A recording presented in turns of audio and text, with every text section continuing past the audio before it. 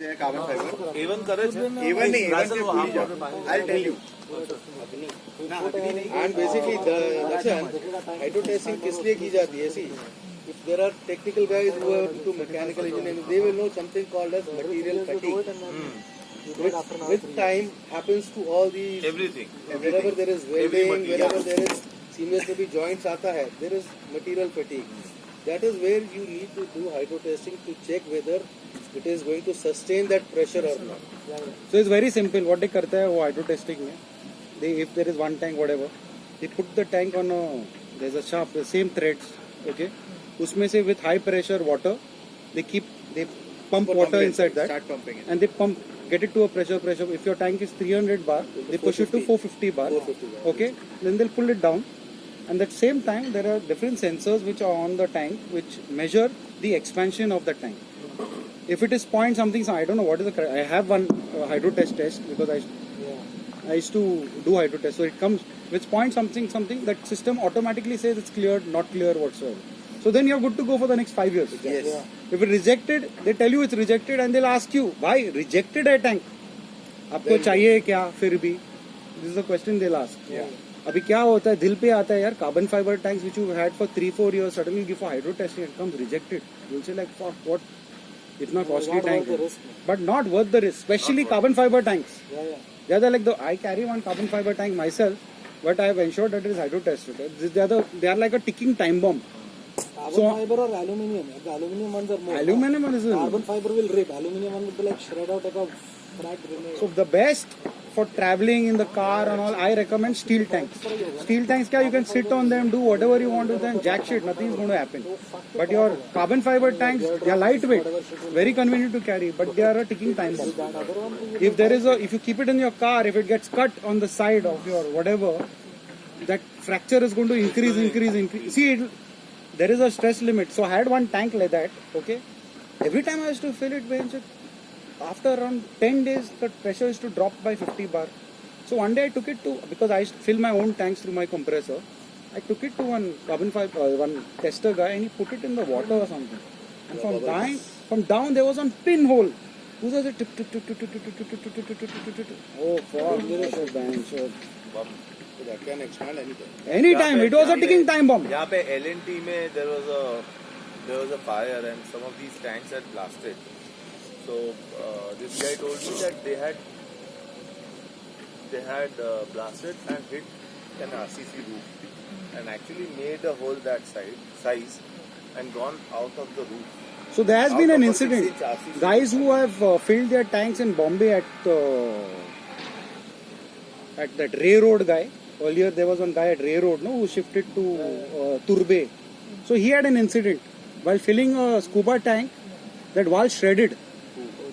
That tank went through his gala, went into his shutter, which the shutter of his thing. Rolling shutter. It went into the next shutter of the next gala and it banged one CNC machine. Oh. Some 35 lakhs or something. But of course there was some insurance or whatever. But I don't know what happened in that. But major fatka. With a 6 liter, 6.8. And it was filled to some 150 bar only when that happened. When that valve only shredded. From the neck. Soch. So some of these Chinese carbon fiber ones, even if I pick it up now, you're always like wondering. Sir, Luxfer ka le lo, Luxfer ka to phir bhi brand name hai. It's more expensive, but you feel safer. Exactly. But the carbon fiber ones that are available in the Chinese one, there is that, which is a brand? Chinese made brand hai na? Many of them are there. Now in the market, so there are many. AliExpress se pehle milta tha. That's also fairly decent. AccuCare or something like that. AccuAir, Air. AccuAir. Those ones are bought and tested, they are fine. But the aluminium ones are scary. Scary. This guy who आज एक थे ना यहाँ पे वो उमेश भाई. Basically that guy who has all these Logans and this and that. So he came up. I have a carbon fiber tank, but How about the valve? I said कि ठीक है दे दो fill it. नहीं पर valve अपने को लगाना है. They check the valve. valve अपने को नहीं लगाना है. वो तो उसमें क्या है वो ऐसा घुमा के आटे में thread करके लगा. Tell them they do that valve Basically, because we are also dealing in carbon fiber. Very important. Very important. comes to us, जैसे the valve So is valves are nice because if you get the dragger and the imported ones, there is safety पे safety. Professional बंदा If you करेगा. open up a valve, professional के पास जाके actually करना what I is turning asked the a couple knob, of no, guys if they that do is it, not they turning said the no. valve. We don't There is have another small this little expertise. thing. So that then- valve needs to be But serviced. he was insistent कि कर डालते हैं. मैं नहीं, There आप is करो. a self lubricating screw inside. Wrap That opens up. and then do it and Okay. it's So very many a time complex, valves that's break, not no? easy. That can be replaced. You just remove that be thing done by a professional. Okay. and that change it. Because whenever we import So valves are replaceable. Or better still, just buy a new valve. prerequisite, that's what the valve has to be. There are companies in India also making good valves. Customs won't let it through, no? They want to see what's inside the tank. क्या मालूम कल को हमको क्या करके ला वो रहा है. ट्रक से भर के भेज देगा, फिर क्या गारंटी है? खोल के देखेगा. The tanks are tough to clear. Sometimes they atcow you for tanks. First of all, they ask you for specifications, all that MHD sheet and all that. What will you fill in the tank? सोने का होगा. Okay, next. सोना हुआ फिर भी ठीक है. अच्छा, most important now, coming to accuracy, airgun accuracy. क्यों होता है, कैसा होता है, क्या करने का, first step, second step, third step, according to me. इसमें मैं 15 क्वेश्चन पूछने वाला था. पूछ.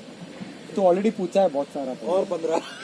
15 बाकी है. Okay, I think you start off first with a clean barrel. Okay, when I say clean barrel, it has to be fucking spotless clean. Any gun which comes, including a pressiole, and if you've seen some photographs, which I wish the TV was, I would have shown you. I had to pull nearly 25 those pull-throughs through it, cotton, and still the bloody thing is there. The moment you put another cleaner inside, like a JB bore, which I usually lap my barrels with, oh fuck, that's another story after that.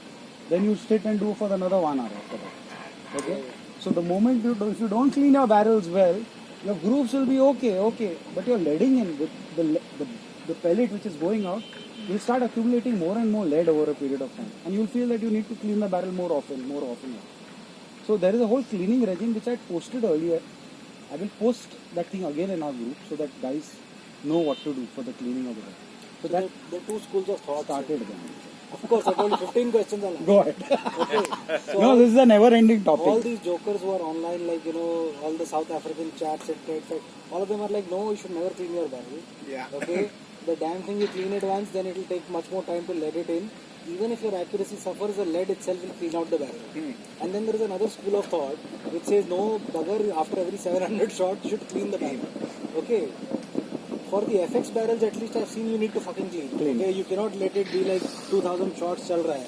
वो 800 shots के बाद clean करना ही पड़ता है. So Especially while shooting slugs. I'll just come to that. Especially while shooting slugs. So what is the surface area gets in contact with the barrel. So Also, while lead is also the natural lubricant for the pellet to get out, right?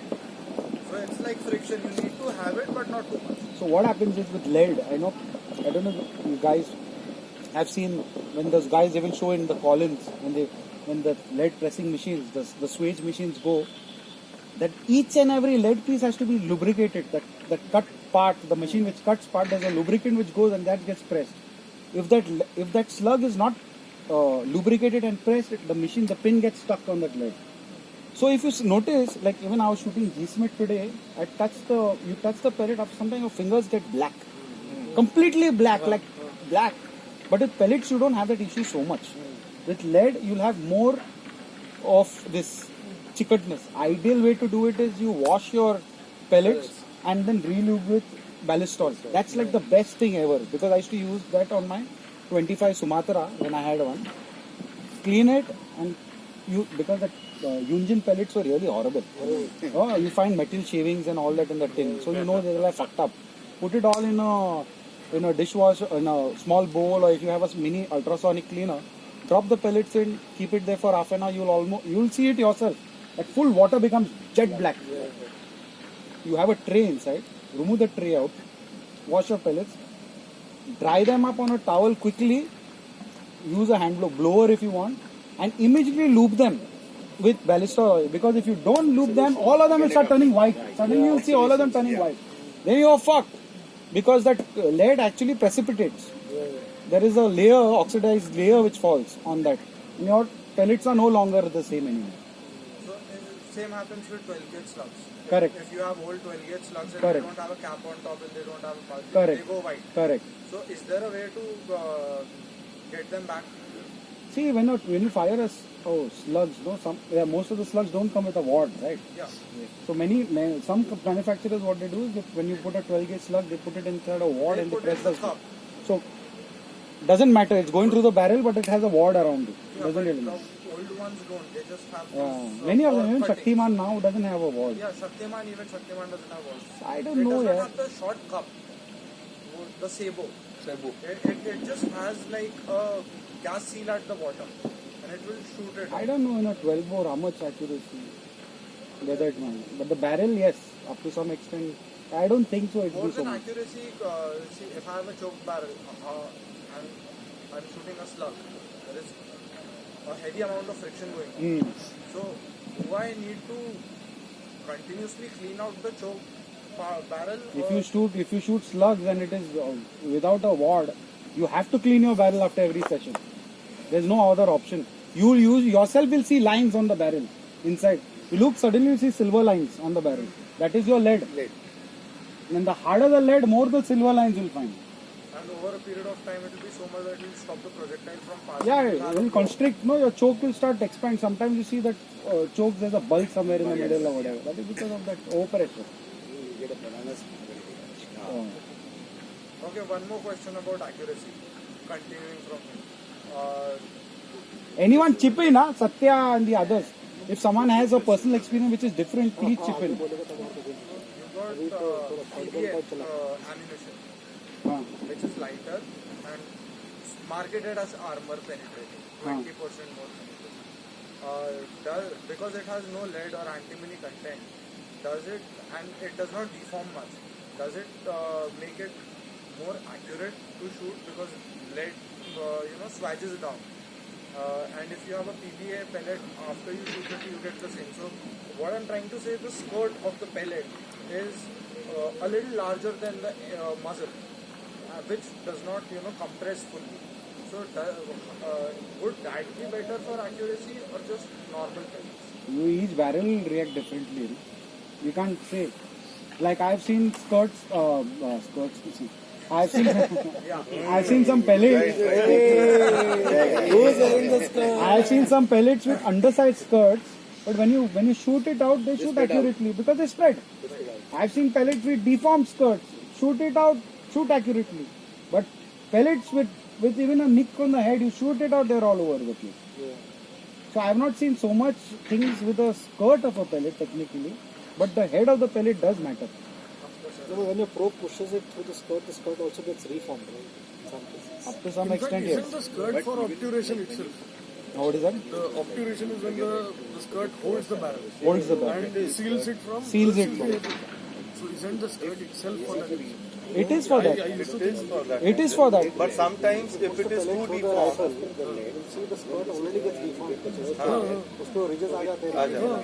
So it's even if the skirt is slightly deformed, and you're pushing the pellet probe through it, the probe itself, because the lead is soft, it spreads it out itself. Also, what happens is if you're shooting a PCP or in a brake barrel, the pressure is so much. I've seen pellets. It opens up the skirt. If it's like bent inward, then it's a problem.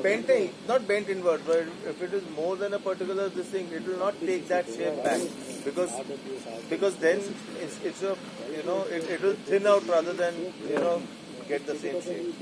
तो वो इसमें G Smith जो 13 grains है, उसमें ये होता है कि उसमें स्कर्ट अगर ज़्यादा थोड़ा भी है, तो then that pallet will fly like that. So now here one good point is mentioned. Now between manufacturers of pellets, now he said a super point. He said in G Smith pellets, if the skirt is damaged, the 13 jumbos, the pellets go all over the place. Why it happens? Because G Smith uses very hard lead. If you try to press the lead of G Smith, it doesn't press easily. You try to press a 10.3 grain JSP, chuck, it goes like this. It goes like this. That's what I was explaining to him. Abhi वही पूछा था. Why the same thing? And I tell it Same experience with Sanya 13 or the 16 or 19 grain with triple skirt. Same thing. Same Same thing. In fact, those pellets are always undersized. Some of them are undersized. If you see, there is variation in that pellet. But some guns which can shoot it at 920 FPS and above, oh fuck, it's one of the most accurate pellets for long range shooting. Which one? The Yunjins. Yunjins. 16 point. But they will only shoot through like an unchoked barrel. Condor is unchanged. No, not all condors, but usually my Ivanix AR4, okay, it stacks with that thing. But many other guns, like an impact, will not shoot well at all with that. Impact It will be all over the for place. each other. Actually, I am using engines right. Recently, I came in touch with engines very recently. I think you all know, like I got that Falcon right. Correct, I correct. had to switch the barrel off because the barrel was completely broken. So I had to switch the barrel to the PX100. I got a PX100 barrel with me. So I switched off with the PX100 barrel and tried engines. So it was at first when I was trying, no, the speed was little less. Actually, like somewhere around 820 to 830 feet per second. Like the groups were really big. But when I just pumped it up, going past 880, the group started shrinking. Like really, I mean, like drastically, I would say. I was getting like now I'm shooting it somewhere around the same speed, like 890 to 910, somewhere around that space, because I have put a regulator in the same. So it is giving me 20 feet per second. So I'm getting somewhere around 2 inch, less than 2 inch group at 80 yards with the same engines. But it was shooting like 5 inches previously when it was going slow. Correct. So those pellets need some speed. And another thing is like, Basically, they're heavier pellets, so you No, need no. a big power for that. No, also the structure of the pellet is different. It needs that spin quickly. So you need to put it at 920 FPS and above.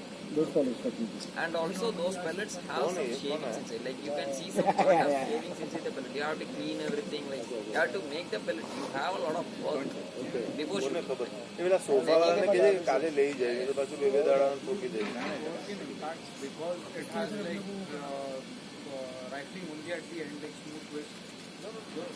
Does that No, no. See, the FX barrels definitely are not meant for the engines. That is so given.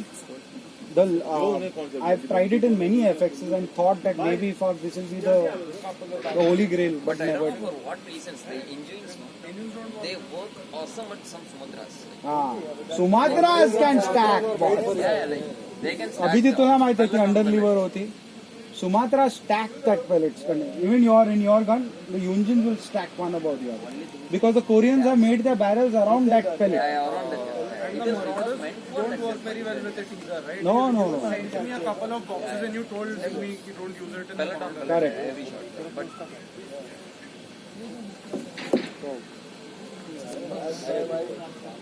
engine.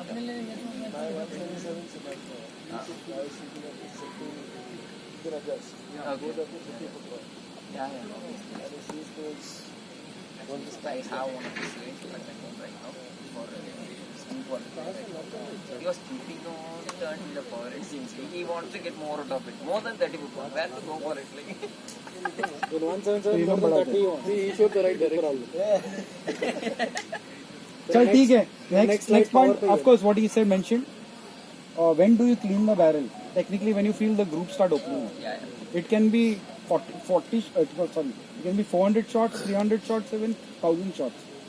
As long as your groupings are tight, no need to clean because air guns usually don't need. If you're using slugs you need to clean the barrel. There's no two ways about it because there's more contact area on the barrel and the shavings invariably get caught. Yes. I have some guns. I have some guns just going like more than 3000 shots. Yes. Going on the same size. I clean my barrel whenever I feel. And I mean, like without any problem in the pellet, I see a flyer. I mean, like usually I take scope cam footage. I rely on scope cam footage. Like when the group open now, I take some scope cam footage on some dark area. So I try to see. I select the pellets, try to see whether there is a flyer. If there is a flyer, something is in the barrel. Like if a clean barrel, I mean, like clean it as much as I could.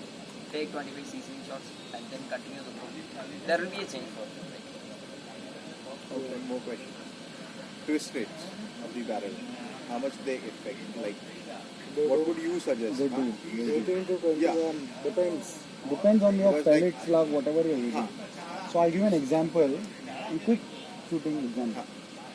So the G Smith slugs work specifically.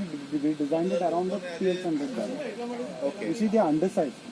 If you put it in a condor, they just fall. They just fall Yeah, out. they will go straight. Yeah, they are meant for choke barrel. FX, that's why. So you can shoot it in most of the air guns. It will shoot fantastically. Of course, the velocity will drop, etc. for a same normal pellet in 16 grains will shoot faster than a 14 grains. धोतिया है यार पूरा मुंह Okay. Cut हो गया. Twist rate is important because that's why FX has come out with those liners. etc. Liners, yeah. Because the thing is like I have MK2 which had 500 mm barrel, M3 that is 600 barrel, and it is stated 1:18 twist rate. Correct. 18 है 21 है. हाँ. 21 is for the heavy. Heavy 21 liners. is for the heavy. 18 is for the normal line. 500 पर हम लोग ने that was previous. 500 या 600 mm का twist rate in 177 is the same. It's 80. It's the 80. 80. It's 80. The heavies are 21. Heavies are 20. Yeah. Okay. Any cal. So I'll give you a Excepting quick 30. example. Huh. It is basically your bullet and your barrel matching. Huh. Now the gold standard for let's say a 22 LR is 1:16 twist rate. Okay. Our fuckers in IOF, I don't know what they decided, it is 1:8. As I was shooting a 338 Lapua. But I can stack pellets. I mean not pellets. I can stack those bullets at 75 yards. I can lob an LE Sport continuously in an half-inch circle. Tuck, tuck. It gets accurately. It gets boring. So I keep asking people this, that. I asked doctor also. He's saying it just got that thing right. The length and the thing, and if you manage your harmonics of the barrel, that thing stacks bullet. So you have to try different twist rates to see which will work best. Now I gave you 1:16, 1:8. That's half. And in twist rate terms, that is more than half. It is not. It is not like 50%. It's exponentially half because it's spinning the bullet like crazy. You know, 1:8 twist rate 8 is a very fast. Very fast. Which is meant for higher calibers like not even a like a 30 or 30 or 6 6. or a 338 Lapua or whatever. They need a fast twist because they need to lob at longer distance. They need to stabilize the bullet quickly before it makes contact with the air and then throws the shot off. I fail to understand why that IOF 22LR is 1/8 twist rate. And I asked the IOF guys also the factory, भाई वो सालों से बना रहे हैं हमें से वो बटनिंग था हमारे पास वो यूज कर खत्म end of the story I asked doctor also doctor said I don't know what is working for them. So it works in a blazer 22 which is supremely accurate at 125 yards, 150 yards. I've seen this size groups. Okay, it is one of the most accurate weapons I've seen in a 22. The blazer. I got a friend who got a combination barrel. It stacks. And my fucking IOF does the same thing. So he's like flummoxed and I'm flummoxed. Why the hell like 1/8 twist rate is? So yes, twist rates do make a difference, but you need to match your ammunition. Match your ammunition. Like the stingers don't stabilize too well. It's too fast. 1.45 FPS. Okay, that is supposed to start off with a clean barrel is what I always recommend. Second thing is, we all shoot. Okay, kabhi some shots suddenly drop. Suddenly, okay, left, right, we understand. If the shot drops, suddenly shoots up or whatever. That's why I recommend all the airgun owners to buy a basic chronograph. If you don't have, or you maybe finances or whatever, 3-4 of y'all get together, group of friends, and buy one chronograph. As cheap as, if you're importing it from China, it will cost you as cheap as like 3,000 rupees. If you can import it directly. Here you will get it for around 5,500, 6,000.